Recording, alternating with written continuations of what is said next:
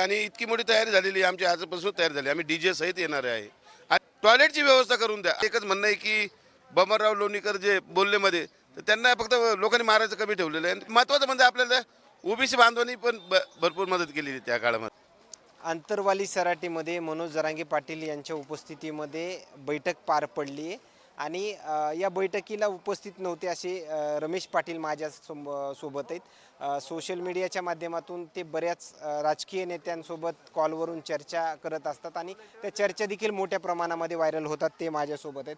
आज बैठक पार पडली, मात्र त्या बैठकीला उपस्थित नव्हतात. मात्र 29 ऑगस्टला निघण्याचा निर्णय, मुंबईकडे कूच करण्याचा निर्णय हा ठाम असल्याचं पाहायला मिळते. काय प्रतिक्रिया? 100% आणि इतकी मोठी तयारी झालेली आहे आमची, आजपासून तयारी झाली. आम्ही डीजे सहित येणार आहे आणि माझं एवढंच म्हणणं आहे की एखादा मुख्यमंत्री राहू द्या, उपमुख्यमंत्री राहू द्या, त्यांच्या सभेला आहे ना 4 सभा होत असेल तेव्हा आमची एक मिटिंग होत असेल, हे मी सांगतो.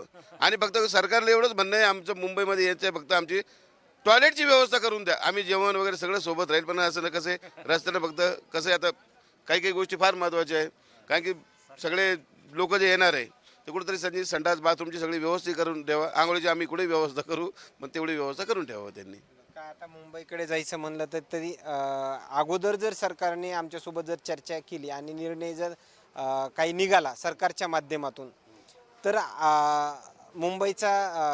मुंबईकडे कूच करण्याचा निर्णय देखील हा रद्द होऊ शकतो. मात्र सरकार सकारात्मकता दाखविल असं तुम्हाला वाटतंय का?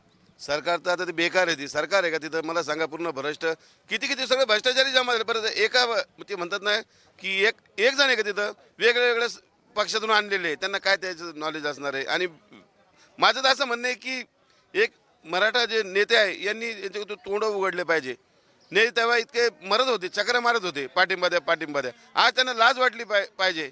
पण सामान्य मराठा जरांगे पाटलांसोबत शेवटपर्यंत असणार आहे, म्हणून कोणत्या आलतू फालतू नेत्याची जरूरत पण नाही कोणाला. आणि मला तर एकच म्हणणं आहे की बमनराव लोणीकर जे बोलले मध्ये, तर त्यांना फक्त लोकांनी मारायचं कमी ठेवलेलं आहे. एका दिवशी मार खातील ते फार. शेतकऱ्याबद्दल बोलल विषय. तुमची नेत्यांसोबतचे कॉल रेकॉर्ड देखील मोठ्या प्रमाणामध्ये व्हायरल होतात. मध्यंतरीच्या कार्यकाळामध्ये पोलीस प्रशासनानं देखील कारवाई केली गेली. नेमकं काय अडचणी वगैरे येतात कॉल रेकॉर्ड व्हायरल झाल्याच्या? काय ते गुन्हे वगैरे दाखल करतात खोटे, आणि म्हणजे केस दाखल करतात आणि आतमध्ये करून टाकतात. मग 1-2 दिवसामध्ये कोणी आपले मराठी बांधव येतात, मराठा वकील येतात आणि ते सोडून घेतात. आणि महत्त्वाचं म्हणजे आपल्याला ओबीसी बांधवांनी पण भरपूर मदत केलेली त्या काळामध्ये. आणि बघा हे तर होणारच आहे. बघा आता कुठं लढाई म्हणलं तर कोणी आतमध्ये कोणी बाहेर, कुठं जखमा, हे होणारच आहे. ते फक्त एवढं आहे की ते युद्ध वेगळं होतं आणि हे युद्ध संविधानिक आहे, म्हणून संविधानाच्या हिशोबाने चालणार आहे. आणि द्या लोकांची फार परिस्थिती खराब आहे. काही काही ठिकाणी जे म्हणतात ना मराठा लोकांचा रविवारी जो आहे बाजार करायला 200-300 उभं राहत नाही, म्हणजे इतकी बेकार परिस्थिती. पाऊस चालू, सगळं नुकसान आहे. आणि निसर्ग पण साथ देत नाही. फार अवघड आहे. शेतकऱ्यांचं तर जीवन फार अवघड आहे. आणि शेतकऱ्यांना हे माफ करत नाही आहे कर्ज, आणि किती मोठ्या व्यापाऱ्यांना माफ केलेलं आहे. विचार करायसारखी गोष्ट आहे ना. आता निर्णय घ्यायलाच पाहिजे 29 ऑगस्टला मुंबईकडे जाण्याचं, असंच वाटतंय तुम्हाला? माझं तर एकच म्हणणं आहे. बघा मी जरांगे पाटलांचं खूप कट्टर समर्थक आहे आणि सांगायची जरूरत नसती. पण माझं म्हणणं आहे की मागच्या वेळेस जसं झालं तसं व्हायला नाही पाहिजे. शेवटपर्यंत येऊन 1 महिना लागो, 4 महिने लागो, वर्ष लागो, आपण तिथं राहायला पाहिजे. जोपर्यंत निर्णय होत नाही मुंबईच्या बाहेर पडला नाही पाहिजे. कारण की मागच्या वेळी झालं ना की तिथून आलं ते व्हायला नाही पाहिजे यावेळेस.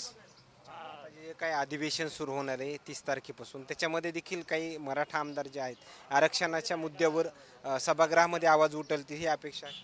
अपेक्षा तर भरपूर आहे, पण यांनी आवाज उठवले पाहिजे. कधी कधी वाटतंय मराठ्याचं रक्त आहे का नाही झालं त्यांचं, इतकं विचित्र वाटतं ते. एका आवाज बोललं त्याने लाज वाटली पाहिजे झाल्यांना, खेटराने मारलं पाहिजे यांना. तर धन्यवाद. या ठिकाणी पाहिलं गेलं तर रमेश पाटील यांच्या आलेल्या प्रतिक्रिया आणि राज्यव्यापी बैठक पार पडल्याच्या नंतर आणखीन काही नवीन अपडेट्स आपल्याला या आंतरवाली सराटीमधून मिळतील का, हे पाहणं तेवढंच महत्त्वाचं ठरणार आहे. कॅमेरामॅन सोबत सूर्य दुजमिडिया, आंतरवाली सराटी.